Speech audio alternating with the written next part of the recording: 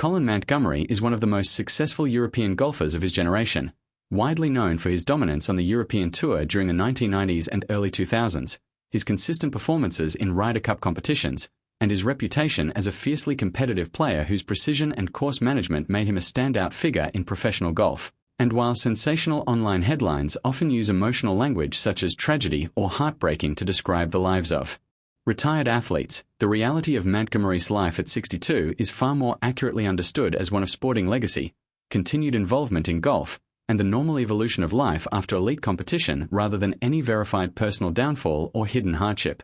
Montgomerie rose to prominence in the early 1990s when he became the dominant force on the European Tour, winning the Order of Merit multiple times in succession and establishing himself as one of the most reliable and technically skilled golfers in the world, even though he never secured a major championship victory on the PGA Tour, a fact that is often highlighted in discussions of his career but does not diminish his extraordinary consistency and influence within the sport. His rivalry with some of the biggest names in golf during that era helped elevate the profile of European golf globally, and his calm yet intense playing style made him both respected and sometimes polarizing among fans and competitors. One of the defining aspects of Montgomerie's career was his Ryder Cup legacy, where he became one of Europe's most dependable performers, often delivering crucial points under intense pressure and eventually serving as team captain in 2010, leading Europe to victory at Celtic Manor in one of the most memorable Ryder Cup tournaments in modern history, a moment that solidified his leadership credentials and added a significant chapter to his professional legacy beyond individual tournament wins.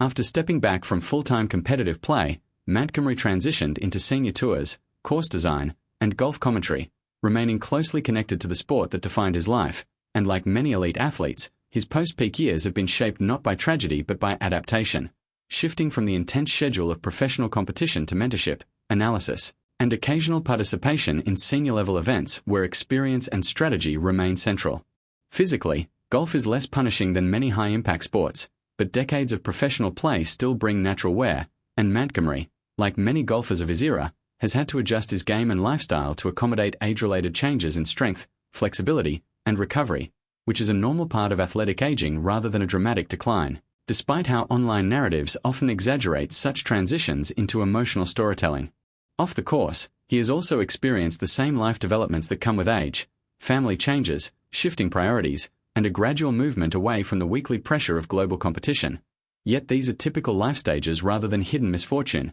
and he has remained publicly active within the golf community through commentary roles and involvement in course architecture projects, contributing his expertise to the next generation of players and golf developments around the world. Emotionally, Montgomerie has at times spoken openly about the pressures of professional sport, including the mental demands of maintaining elite performance over decades and the scrutiny that comes with being a top-ranked athlete. But these reflections are better understood as insights into the psychology of competition rather than indicators of personal tragedy, offering a realistic look at what long-term success in sport requires and how athletes evolve once that phase of life ends.